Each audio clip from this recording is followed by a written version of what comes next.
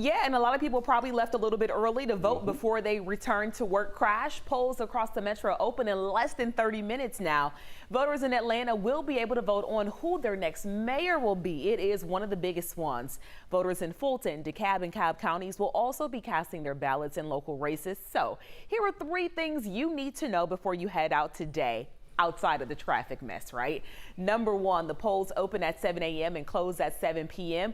The exception is going to be for Atlanta voters who can vote until 8 p.m. Also, number 2, make sure you go to your assigned polling location. You can check the address with the Secretary of State's The My Voter page there. If you go to the wrong polling place before 5 p.m. tonight, the poll workers are going to turn you around and send you right to your proper location. If it is after 5 p.m., you will be given a provisional ballot. Also, if you planned on using a drop box to turn in your absentee ballot, well, that's not an option today. They will be closed today because of a new election law in Georgia. But if you mailed in your ballot, it must be received by the time polls close today, or you can head out to your county's, the actual election office, and go ahead and drop that off, Cheryl. All right. In Fulton County, another race will happen right after the polls close. A new deadline to report the number of ballots cast is hanging over the heads of people who run those elections, and the stakes are higher than ever. Karis Belger is live from Ponce Library, where polls open shortly. And Karis, I was thinking Election Day is always pressure-packed, but the election operations there is under a state review, so that's really intensified.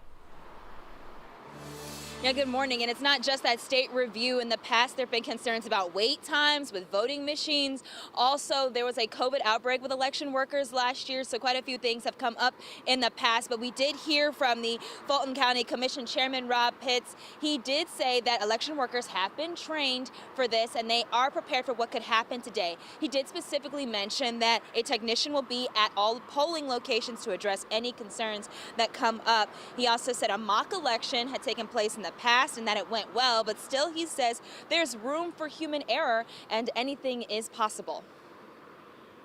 I've been involved in any number of elections, many, and there's no such thing as a perfect election. Anything can go wrong, but the advantage that we have, though, is that we're well trained. We have our people all well trained, and in the event that something happens, we can respond immediately to take whatever corrective action may be necessary.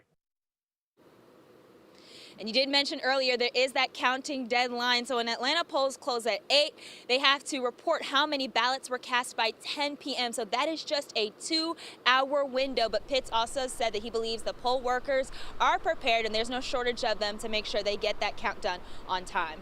All right, it'll be interesting to see how the turnout plays into all of this. Karis Belger reporting. Thanks a lot. And we're going to be tracking the results for you tonight as the polls close. Tune into WATL from 8 to 11. And then starting at 11 p.m., we'll be back over here on 11 Alive for live coverage as we wait for those results to roll in.